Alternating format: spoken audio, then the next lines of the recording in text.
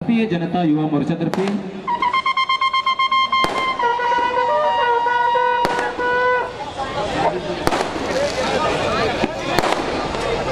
भाजपा सरचिटणीस योगीजी मिसाळ साहेब शहर अध्यक्ष आणि गोविंद वाघ तालुका अध्यक्ष या ठिकाणी उपस्थित आहे। यानंतर आपण वळूया या कार्यक्रमाचे प्रास्ताविक मी श्री सुहासजी भाऊ शिरसाट जिल्हा सरचिटणीस भाजपा संभाजीनगर यांना विनंती करतो की त्यांनी या कार्यक्रमाचं प्रास्ताविक मनोगत या ठिकाणी व्यक्त करायचं आहे। श्री सुहास भाऊ शिरसाट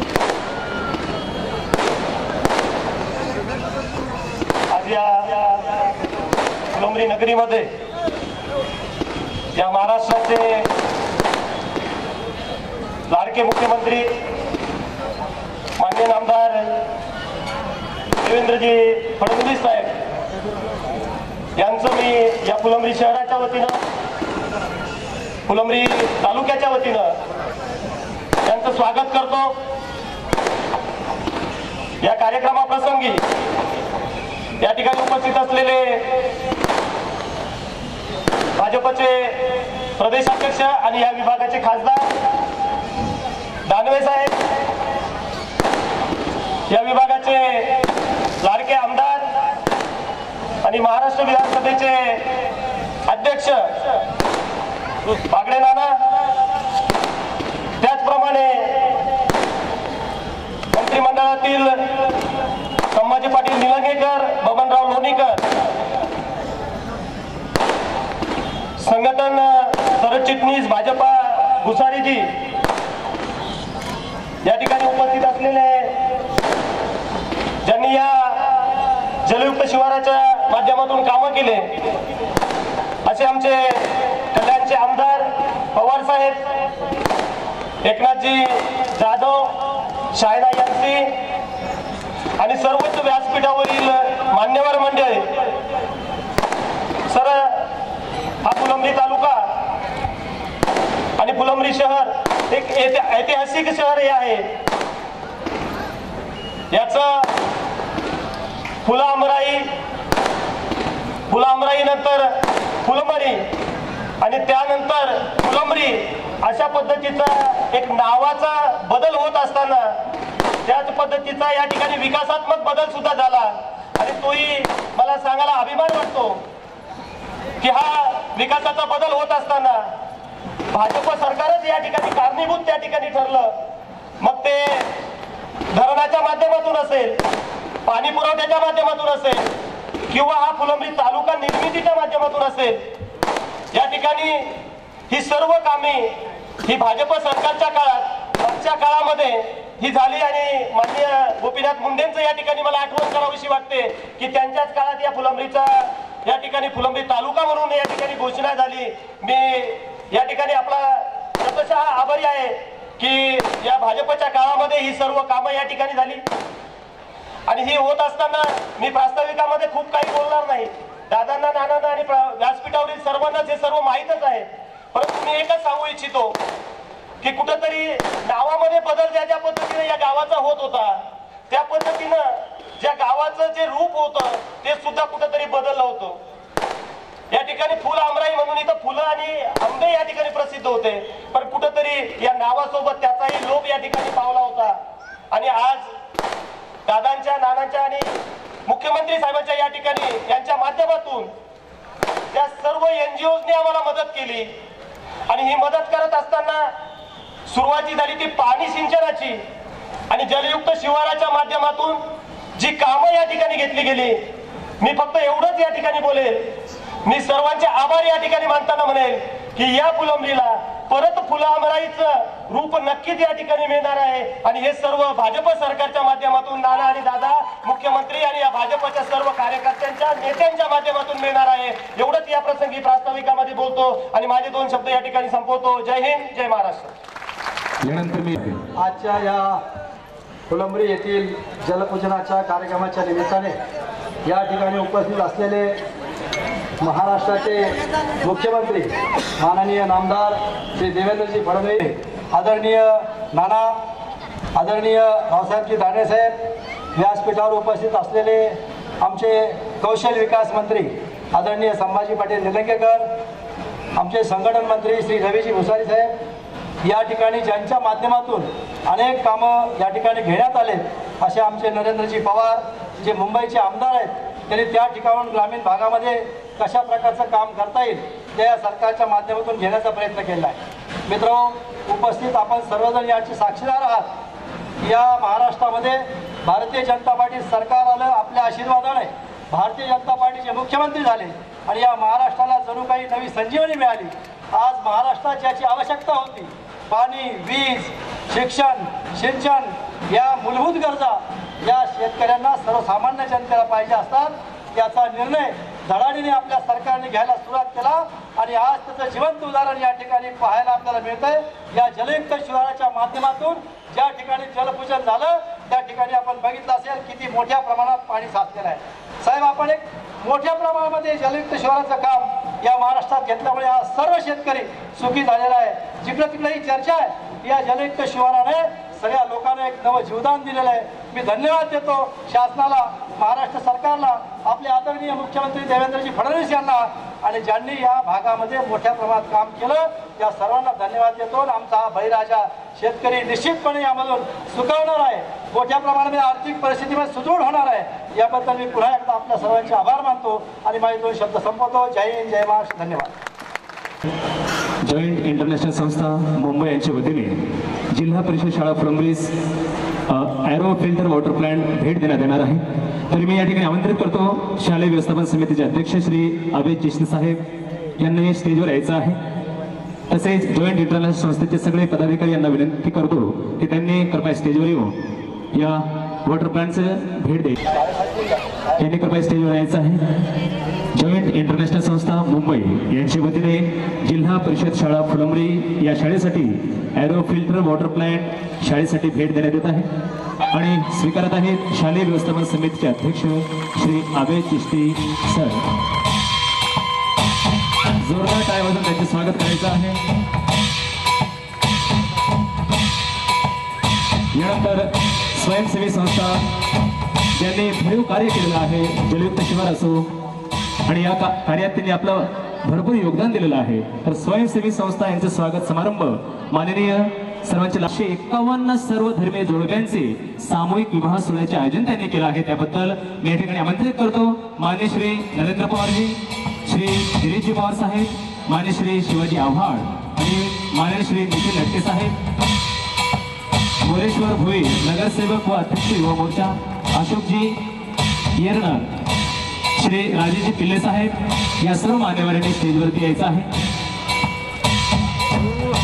महाराष्ट्राचे लोकप्रिय मुख्यमंत्री महोदय यांच्या हस्ते त्यांचा सत्कार होत आहे। जलयुक्त शिवारात त्यांनी भरघोस असं कार्य केलेलं आहे।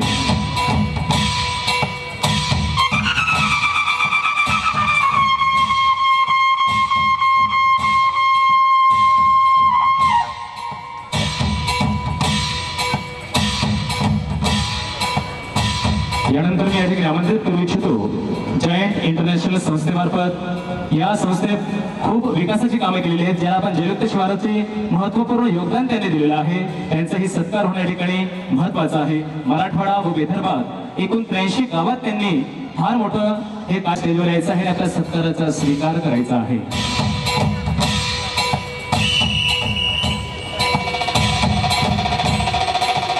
या ठिकाणी माननीय मुख्यमंत्री महोदयांच्या हस्ते यानंतर मी आमंत्रित करणार आहे माननीय श्री राजेजी पिल्ले साहेब।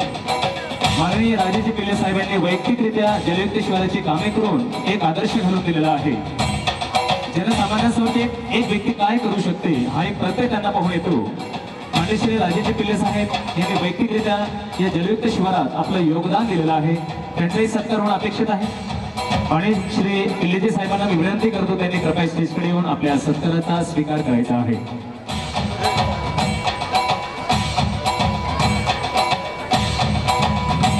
जलयुक्त शिवार ही योजना महाराष्ट्रासाठी फार मोठं वरदान ठरलेलं आहे।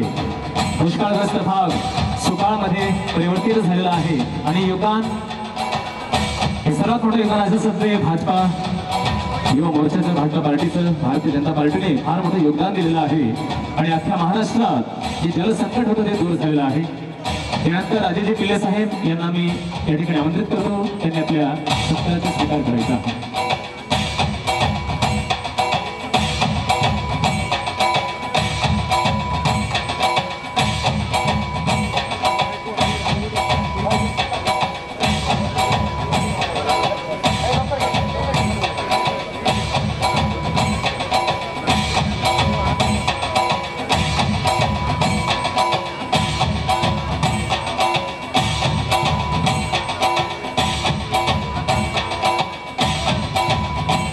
यानंतर मी आमंत्रित करतो जायंटस इंटरनॅशनल ग्रुप,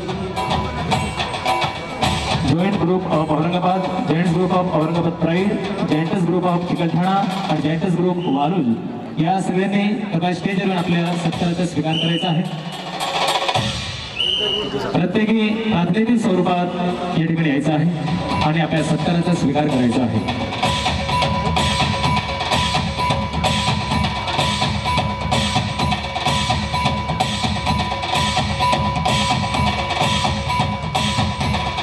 यानंतर मी या ठिकाणी आमंत्रित करतो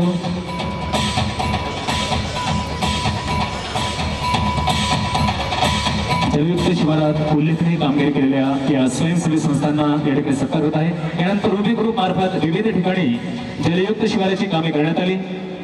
या ग्रुपतर्फे रुबी ग्रुप मुंबई, मानेश्री भरतभाई शहा, मानेश्री रजमी अजमेरा, मानेश्री पूर्वभाई शहा, मानेश्री योगेश भाई देसाई, माननीय श्री युवराज सोबीत राजन या मान्यवरांना मी विनंती करतो त्यांनी कृपया स्टेजकडे येऊन आपल्या सत्काराचा स्वीकार करायचा आहे.